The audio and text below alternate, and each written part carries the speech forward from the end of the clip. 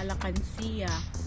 Inipon ko talaga ito dahil sa plano kong pag magbakasyon ako, may madudukot ako kasi tuwing nagsasahod ako, siyempre napunta sa bayad ng bahay, tuition ng anak ko, tapos mga bagay-bagay na tapos may hinuhulugan pa ako.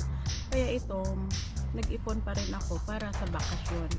Case of emergency, mayroon akong madudukot. Since na natuto akong magtrabaho, kumita ng sarili ko, talagang tinatak ko sa utak ko yung sinabi ng amo kong German na kahit anong liit ng sweldo, basta mag-ipon,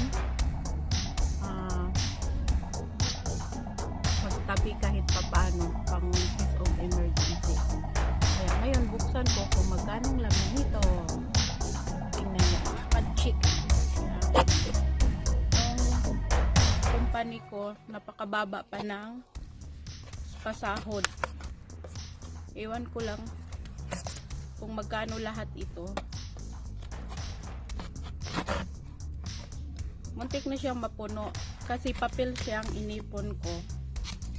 Ayan siya. Ayan siya mga kachika.